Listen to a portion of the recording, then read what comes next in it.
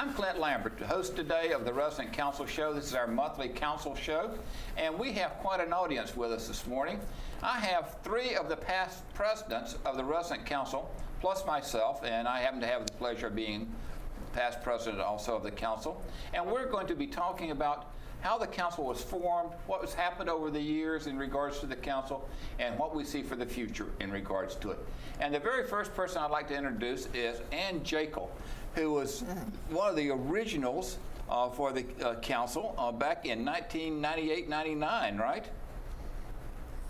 The first council officially started January 1, 2000. January 1 of 2000. We had the election in the fall of 99. All right, election in the fall of 99.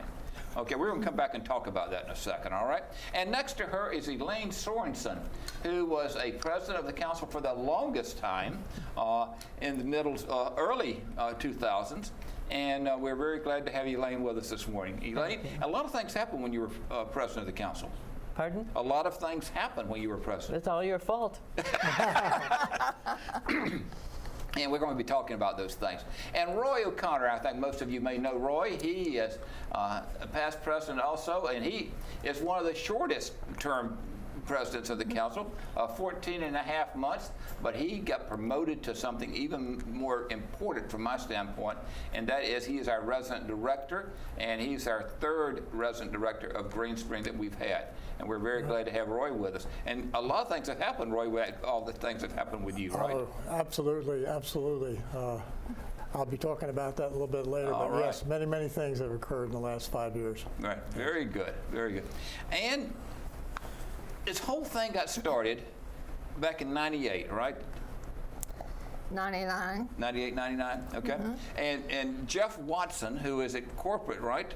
Right. At the present time, as a advisor, active person at corporate, Very much so, yeah. started everything. And what, there were two groups or two committees that he set up? Tell me a little bit about those people. Well, the Resident Advisory Council was a part of the Erickson model. Okay. In other words, Charlestown had it, Oakcrest had it. I don't know about Henry Ford, but it came from management. They started it, and as you say, Jeff Watson, well, we were going along, and residents were pretty happy to move into a brand new community, a small group of people. It's like opening school in the fall. Everybody's happy. They're putting forward their best. And, you know, there weren't big issues. We did have the question of whether the green beans were not cooked enough or too much. So it all started with you. No, that was dining services. So Jeff Watson chose 3 residents to be a dining services committee. Okay. And then after that, by the way, we had a big meeting in the cafeteria, and he was introducing all this. And Marcia Dake and 2 others were on their dining services committee. And Marcia stepped out for a few minutes, and when they came back, they said, and Marcia Dake will be the chairperson. Then a little bit later, I think they actually had an election for the Committee on General Services. Okay. And by this time, we were in the fall of 99. So then we had an elections for council. Okay. And there were 6 people, council, the Resident Advisory Council. Right. And Steve Kirby, by the way, was the first chair of the Resident Advisory Council, and he was absolutely ideal. He did his homework. He was a reasonable person, and he listened to all sides. He talked to the management respected him. He's a great person that we really miss very much. And in regards to Steve, Steve was the first chair. At that time, they were called chairs as opposed to presidents. Right. And he was our very first one. And unfortunately, we just lost him this past week. Right. But there will be a memorial service on the 17th.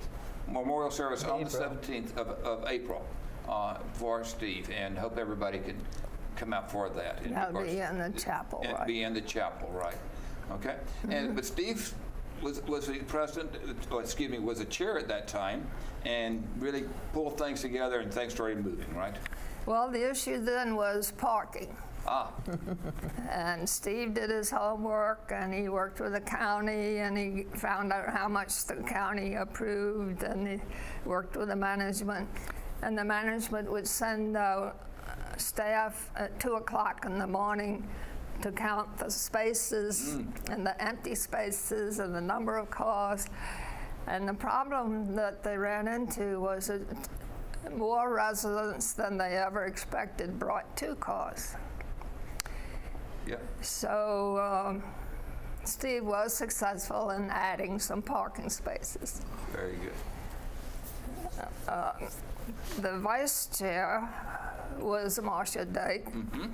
Frank Richardson, who I believe was working here this morning. Yeah, I think Frank's out in the control room there this morning. He was, I believe he was the secretary. He was also the chief of staff, you know. Oh, okay. Helps the president. Right. You know, how to, And George Saunders, Dean Costin, and Ann Jaekle. Yeah. And they were the 6. And then Ann Jaekle was elected to be the second president, second chair, right? Of the council, and you were elected in 2000? I was elected in fall of '99. I began office in January 1, 2000. Because throughout, it's always been that Wait a minute, 2001. 2001, okay, all right. Because Because it's been always throughout that January 1 of the year is when the president assumes office, and the elections are always held October, November area, and the new council starts the first of the year, so and ends at the end of the year in regards to that. Very, very good. Well, we're so pleased that we're in on the beginning and things that happen. We're going to come back to you in a minute. Elaine, you were right in the midst of things. There were lots of changes that took place during your time, right? Well, I was very lucky. I came here from California, sight unseen, but because I'd heard so much about John Erickson. I came from a CCRC in California called Escaton. It was near Sacramento. And it so happened that one of my neighbors there had a sister living here, Ann Nolan. So I was very fortunate that Ann Nolan knew Ann Jaekle. And when I came here, I was introduced to Ann and to Chuck, had a wonderful orientation about what was involving, what everybody was involved in. And in those years, in 2001, I started with the Health Committee.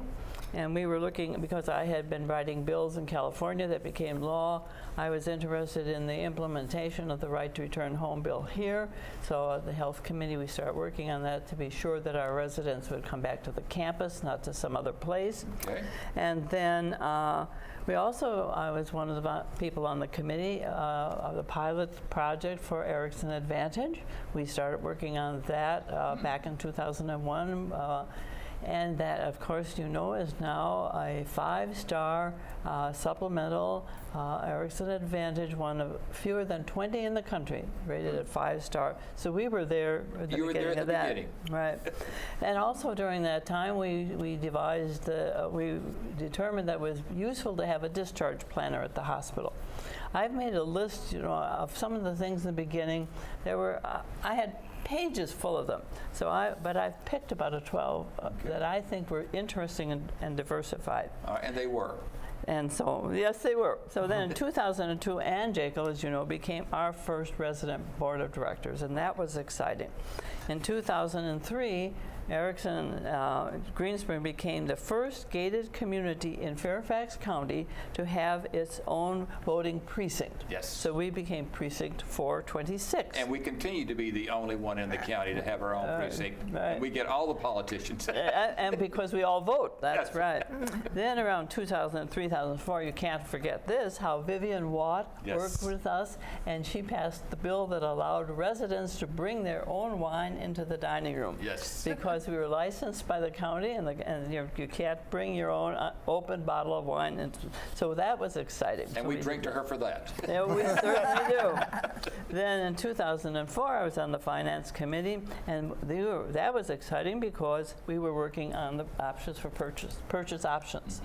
And at that time, Roy Walker was the national president, and he would come and tell us about the advantages, and always would say, now remember, all the money comes from the residents. He was a straight shooter, and so some people weren't convinced, but most of us understood the importance of exercising our purchase option, and that occurred on December 31st, 2004. Then in 2005, I became a council president, and the excitement of that year was we had an all-day town hall with President George W. Bush. And he came here to talk to us about Medicare D. And believe me, that was exciting. Yes. We had people on the roof, we had all over. But it was fun. In 2006, we attained our one and only 5-year full national accreditation. And that meant that we were the top drawer as far as the national standards were concerned. In 2006 and 2007, we added emergency exits to the chapel and the Jefferson, where the signs would say exit, and you'd go and whoops, there's no door. Right. In 2007, we got dedicated resident council office space. You remember that? Yes, I do. And in 2008, who could forget this? The Ladies of Greenspring calendar. Yes. The end of 2007. I tell you what, that was a big spread. I mean, that got all kind of attention in regards to it, and it was a gorgeous. For those of you who have not seen the Ladies of Greenspring, You've got to look for you got to look for it and really admire what was done. Well, That was and a not very only tasteful, that, very we had 12 courageous women, Yes. and their promoters who were very creative and Right. so on, and they marketed this, and it got national attention. Yes. Oh, yeah. Yes. And because of that, that calendar raised $42,000 for the Benevolent Care Fund. I did not realize it was that much. I Over knew it was a lot of money, 42,000. but that's true. And so it's about time we do that Yeah. again, right? Not to interrupt you, Elaine, but I remember one of my granddaughters, who at the time was a young teenager, called me in the morning because she had seen the calendar on Channel 7 ABC. yeah. I said, Papa Roy, isn't that where you live? Exactly. But you know, it came out, it made a wonderful, fun holiday did. gift. Oh, it and really it just did. sold like Oh, wildfire. Yeah. So that was just extremely fun. And then what else? Oh, and then back from wonderful to unexciting. In 2008, one of the things we did was add emergency generators for the Village Square and the Hunters Crossing elevators, so they wouldn't be going out all the time, although they're still going out. So see, not a lot has changed. No, but a lot of things took place. But the thing that so far that we've heard is the council really has had a lot to do with what's happened here. Yes. And there's been council input in regards to that. Want to just cover real fast though, between Steve Kirby and Elaine Sorensen, we had, between Ann Jaekle and Elaine Sorensen, we had 2 other presidents who are no longer with us, and that is Marty Kirk and Mitch Mills, both of whom served Right. during that time. And then Elaine, you served until January of 2009, is that correct? Okay. And then along came Monty Quick, and Monty served for 2009, 2010, and unfortunately he's no longer with us. And then Ruth Johnson was president for 1 year. 2011. In 2011, and Roy, you were vice president during that time, weren't you? That's right. That's right. I was Under the vice president in 2011. yes. 2011. Yeah. And then Roy became president for 2012, until March of 15th of 2013. Is that right? That's correct. And a lot of things happened during that short time. Yeah, well, actually, Elaine actually appointed me to the council, if we could just back up. Oh, okay. 2008, September. Ah. And I replaced John Schultz. He was the liaison to the marketing sales committee. Let me stop you just 2 seconds, so people understand. The president always has the option, and the council has the option of appointing someone Right. if someone steps down or has to Yeah. leave the council. With the permission of agreement of the council. The council has final say Right. in regards to it. So Elaine and Ginny King and a few others cornered me for a glass of wine in their apartment before. Anyway, I went on to council, and I was very happy to go on to council. I'd been a resident here for 2 years, and I thought I would learn a lot more about, you know, the activities and what goes on and how it all works. And then, of course, I served out that term, 8 and 9.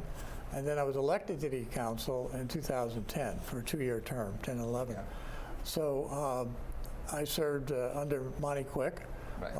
And then actually Ruth Johnson took over, and I became vice president that year. And I believe you returned as secretary at that time, remember? Yes, I do. That's right. Secretary I to forgot the about the fact council. that Elaine did that. Right. Yes. So anyway, there was, let's put it this way, there was a lot of water under the bridge during those 4 years. So as a matter of fact, so I started attending council meetings in 2008. I'm still going to council meetings. That's 10 years later, right? Because- in a different capacity, but Right. we'll come back Yes, to that. we'll come back to that one, right. But anyway, so I think maybe that's sort of a record. But some of the things we did, I think, that occurred that year, particularly in 2012, the new flex meal plan was introduced. Right. Okay. And this was well received by the residents. You know, some of the new residents now may not know. At that time, you had a meal a day, and you either ate that meal or you lost it. There was no, you know. And so to have the flex meal plan where you could use that for Right. guests or Yep. take 2 meals one day, that Right. was a big improvement. Yes. But we've been working on that for years. It took all that time to get it And it finally finally came resolved. through. Yes. Yeah.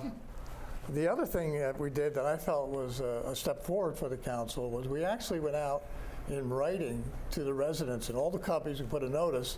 We'd like to get your input on what would you like to see in the budget next year. And we actually, you know, that was one of the council responsibilities, but we actually got input from quite a few residents.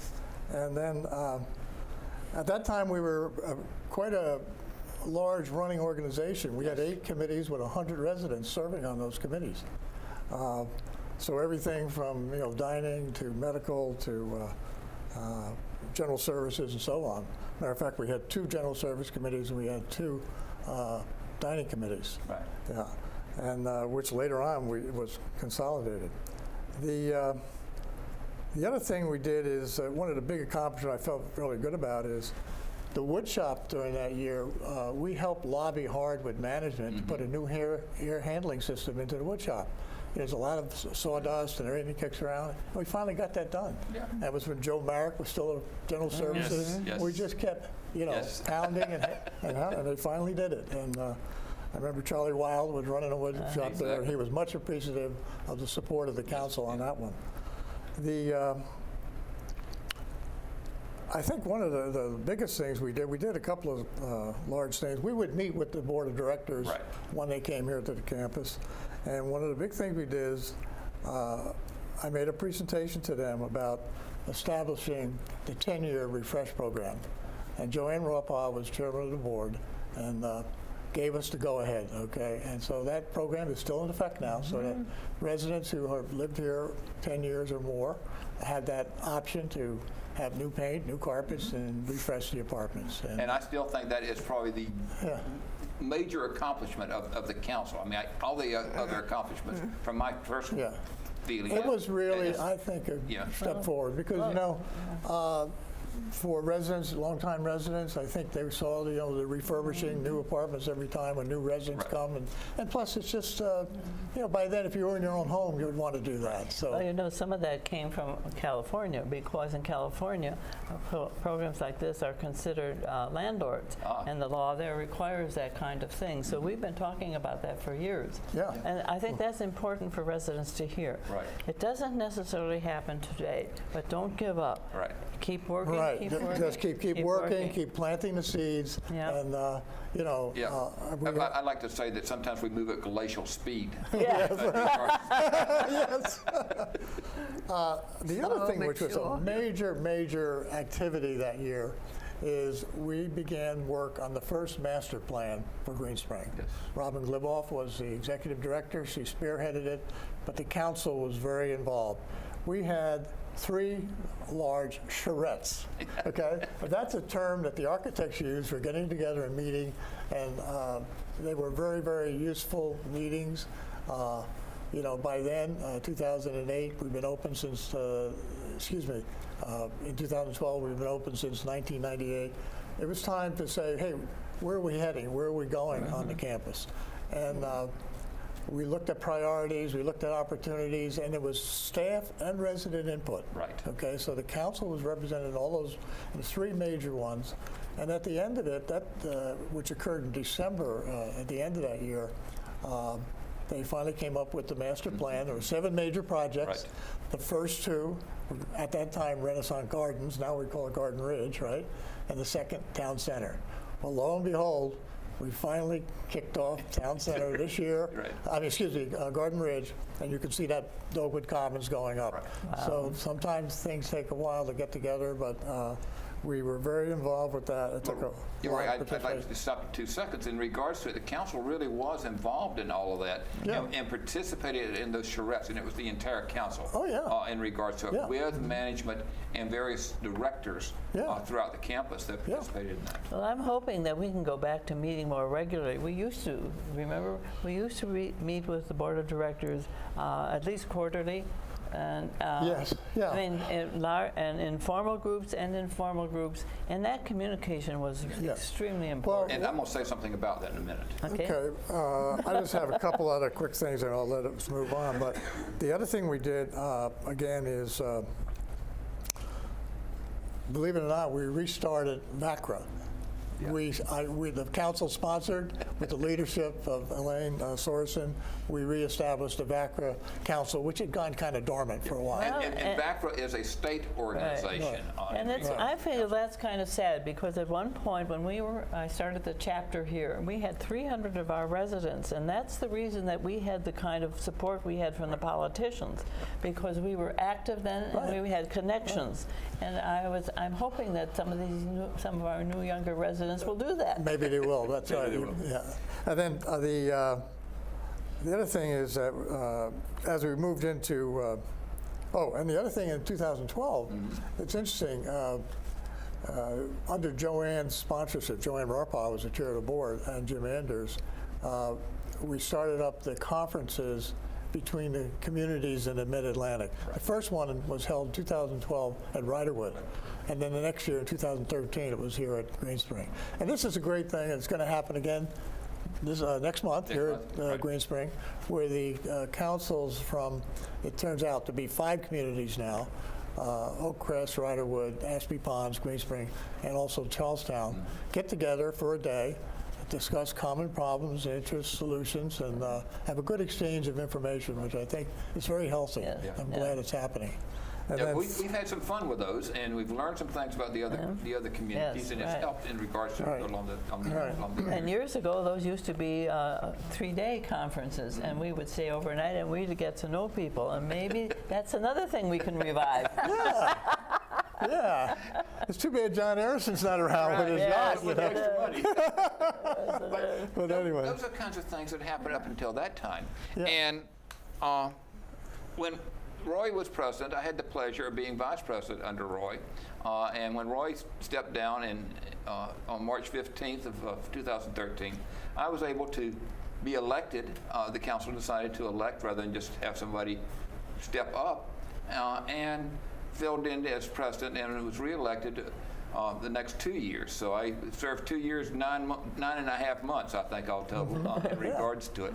But just as with all of you, other things happened, and they continue to happen.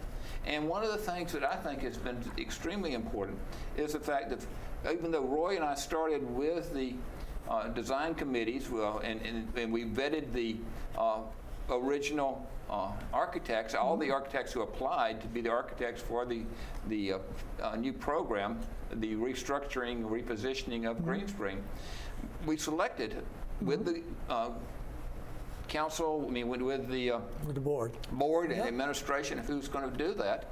And even though the one we selected now is only doing with Garden Ridge, and we've selected another one, they've selected another one to do Town Center, it's been something that's been ongoing. But it's taken a time. It's taken 5 years. It's amazing. For all of that to take place. And I think people need to realize, just as you said, it's not something that happens today. The idea goes out today, you begin to develop, and it proceeds in regards to that. And that was the very first time that a design group was appointed and approved of residents to say, this is something we think residents would like. These are things that we would like to have be considered in regards to this. But to always remember that we had input, but it purely is input. It was not finalization. That administration and the board has the final say in what happens. And sometimes we get frustrated with that. I think all of us do along those lines. And you know, another thing, Clint, too, a lot of residents may not realize, we have some unique programs that the board approved here, which do not exist at the other Exactly. campuses. And, Well, that's partly because of accreditation, too. Yeah, so. And during that time, between 13 and 16, we came up with really a push to increase communication and to learn about what people did and everything, and came out with a special edition of the Villager in regards to what the different committees did with the different departments, and that was, I think, it was really essential. Unfortunately, we're running out of time, folks. There's all kinds of things we can talk about. We'll have to all get back together again. But I thank all of you for coming today. This has been absolutely marvelous in regards to as far as I'm concerned. And I hope everybody has really gained something about the history I think so. of the Resident Council and where we hopefully are headed along those lines.